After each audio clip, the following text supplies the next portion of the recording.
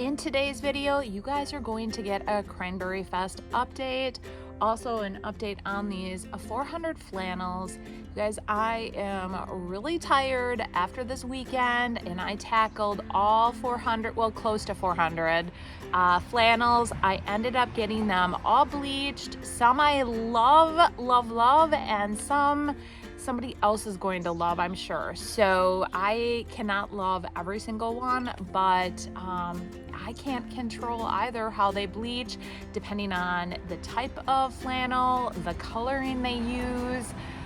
There's so many factors that go into it. And then there are some flannels that just don't bleach. So let's go ahead and I'm gonna show you what I started with and then kind of give you an update throughout the video. Here are roughly 400 flannels, and as I was picking these, you guys, I just grabbed. I wasn't picky about color or size, and I spread the sizes out very equally, so I'm pretty impressed with myself. That was 400 flannels, and I would definitely not recommend starting off with that quantity. I would start off with maybe one. Honestly, tackle one and then go ahead and try to tackle a few more. 400 was a bit much, and I put a reel out there, and I just have to tell you guys, a comment that I received was, on the reel, I said, have you ever wondered what 400 flannels look like? And a lady commented, no, I have never wondered. And I'm like, then why even comment? But anyways, let's get on with what else was all involved in this project. Here are my 3 bleaching stations that I've set up. To tackle this size project, I did have 3 bleaching stations set up. Each bleaching station could house or hold roughly 8 to 10 flannels, and the amount of time they stayed in the bleaching station really depended on how I liked what they look like. So some bleached immediately, and I really liked that look. Others, it took a little bit. I should also tell you that not all flannels will bleach, depending on the fabric. So if there's 100% cotton, they bleach. There were, out of the flannels, I would say roughly 8 of them that I could not get to bleach. I am gonna go and look at the material. I don't know if it was like there was a rayon mix or a wool mixture or what it was, but no matter how long they sat in that bleach mixture, they did not bleach at all. There were another type of variety as well that they didn't bleach, but they almost became worn looking, which I still like that. I like that distressed type of look. Oh my gosh, you guys, not only do I like distressing on furniture and small pieces, I like it on my clothing as well. So I will show you some of those and that distressed type of look that you get as well with some of the fabrics. Here are an example of 3 different flannels that were extremely vibrant before, but after they were in that bleaching water, they have almost like a distressed, dingy look. And I think this looks pretty cool. It almost looks like somebody has just worn these for years and years and look really vintagey. The next thing I need to mention is that not all bleaches are created equal. The ones that are low splash are almost like a concentrate, or they're really thick. And I noticed a huge difference with the different types of bleaches that I purchased. So when I first went and purchased, I grabbed those because I thought, oh, I don't want anything splashing in my eyes. And then I went back because I only had 2. I decided to grab a few more, and then I'm like, what kind did I buy?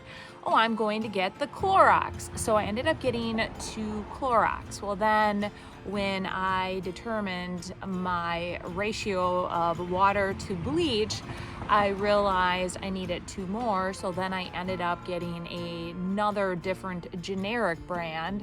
And long story short, they all bleached completely different.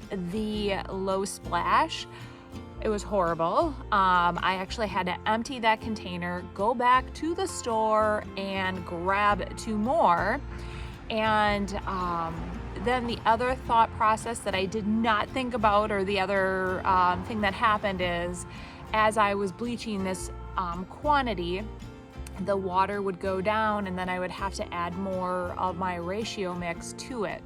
So I had to, the first day I did a lot of running. I was running a lot, you guys. So, but yes, that is something to think about. I would definitely recommend getting, do not go with the low splash at all. I would stick away from that altogether. I would stick with one brand so that your shirts are all the same. So if you start using Clorox, I would use Clorox. Or if you're gonna use a generic brand, use all that generic. I did discover Clorox really did work the best though. Shout out to them. In the end, I ended up using 8 containers of bleach. I also wanted to give you a peek of the bleaching station with flannels located in the bleach water. And like I said, you keep them in there as long as you like until you like that color that they're bleached to. Couple things I would definitely recommend: be in an open area that is very well ventilated. So being outside is key. I would highly recommend never doing this in your home. The reason I say that is because even though I'm in this very well ventilated area out here, you literally, if you were at the other side of the road, you could still smell the chlorine. I never was coughing, or there were never like fumes that were bothering me, but even at the end of Saturday night, I noticed like I just felt I probably should have had a mask on even out here. I did buy them, but I'm like, oh, I can't even, it's not bothering me. I think I became immune to the smell though. So that is number one, ventilation. Number two is make sure you have protection on your hands. And I mean, it is a highly concentrated bleach formula, so you definitely want to do that.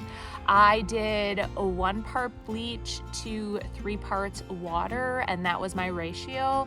You could do it stronger, but I felt like I ended up getting a really nice bleach mixture or bleaching look from that mixture.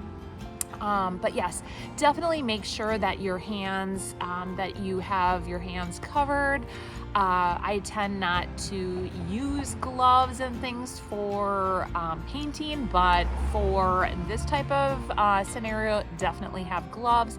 When you are pouring the bleach into your containers, definitely use eye protection. You do not want bleach in your eyes.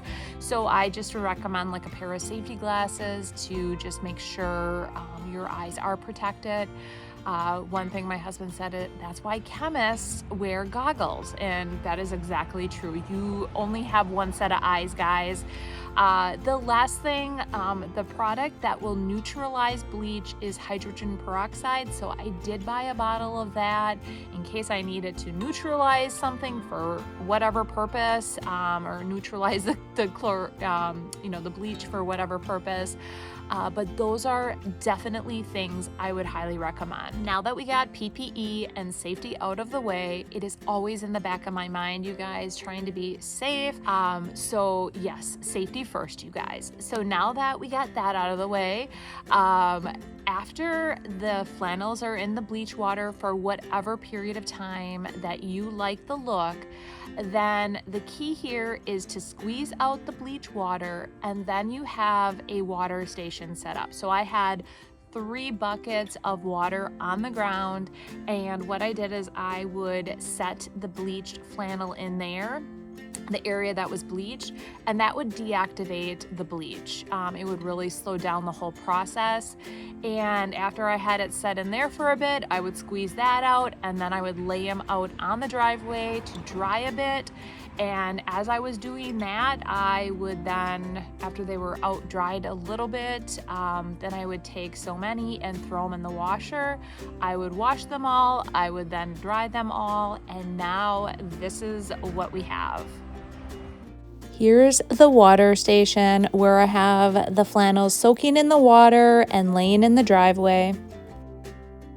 On Saturday, when I started this project, I did make a post on Facebook, and I had a few people say to me, "Oh my gosh, do you think you're gonna have them done by Cranberryfest?" And I'm like, heck yeah, I am gonna totally have them done by Saturday night.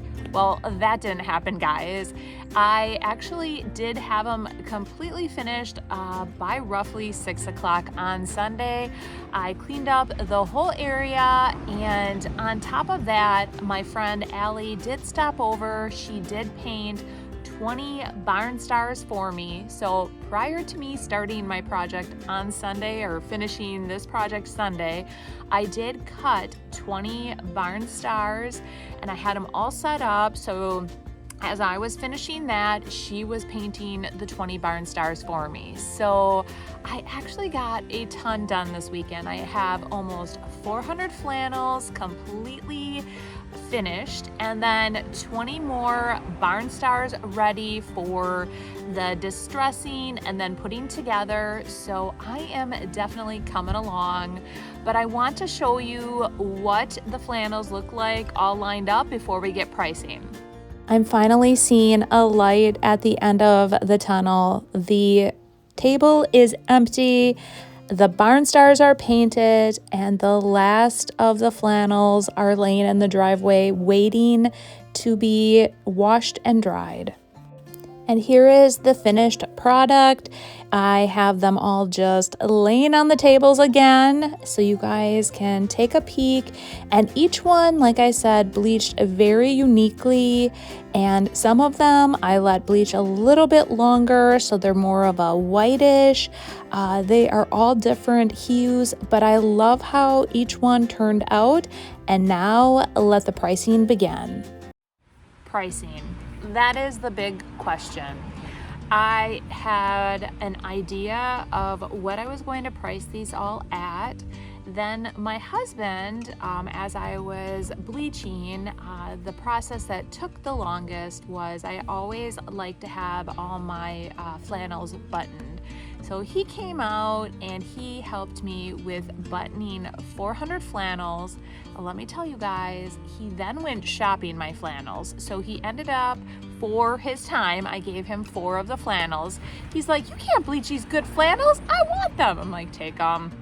So he ended up taking 4 flannels, but during this whole process of us spending time together while we were doing my project, he came up with his own pricing structure. And I'm telling you guys, he wants to give away the farm. That's all I gotta say. Give away the farm. And I get it. I want to be priced competitively, but I don't want to give away the farm. So in the comments below, let me know, you guys, had you thought about what a bleached flannel would go for? And I have an idea, so let the pricing begin.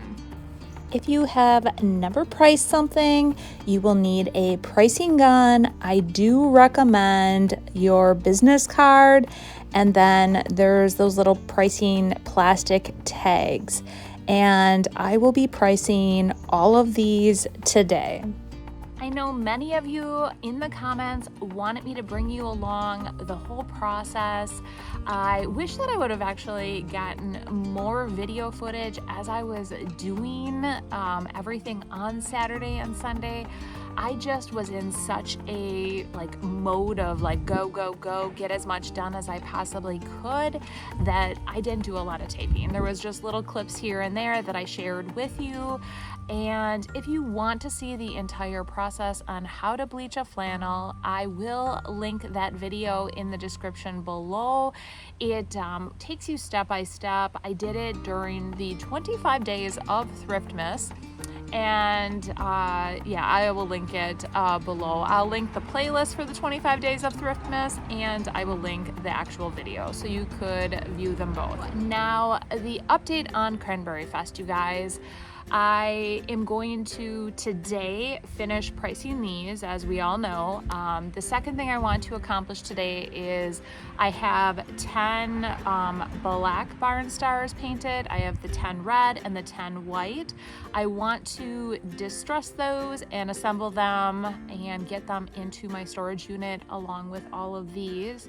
My truck back there, I actually was picking my daughter up from work last night and there was a bunch of stuff on the curb. I know I am not thrifting, you guys. I told you I was not going to thrift, but I did pick and I need to unload that as well.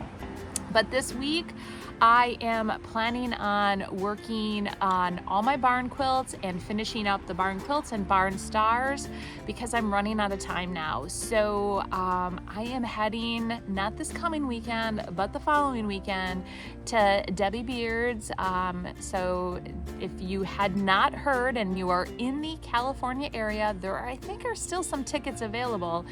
Debbie Beard at her store she's collaborated with the IOD sisters and she created her own paint inlay and she is actually doing a big party at her store. It is going to be so much fun and that is something that I have always wanted to see was Debbie Beard's store. Plus, I do have, I did get the paint inlay ahead of time and I cannot wait to show you guys what I did with it. So with that said, I'm super excited about going to the event. If you guys want to attend, I would highly recommend it. I'd love to meet you. And, but yeah, so this week, all things barn quilts. Friday's video, I do need to do some furniture pieces, so I think it is going to be more like a thrift to treasure, but it is going to be furniture. I do have some tables, some chairs, I don't know, there's a bunch of stuff that I need to bring along with me to Cranberryfest and I need to wrap it up, and then probably the following week I'm back to smalls because I definitely need a lot of those, and we'll be doing several thrift to treasure videos next week. So tonight I hope you guys can join me for my live at 6 o'clock. I'll also be live on Wednesday at 10 a.m. and that's Central Standard Time. So you guys have yourselves a great week and we will see you Friday. Bye.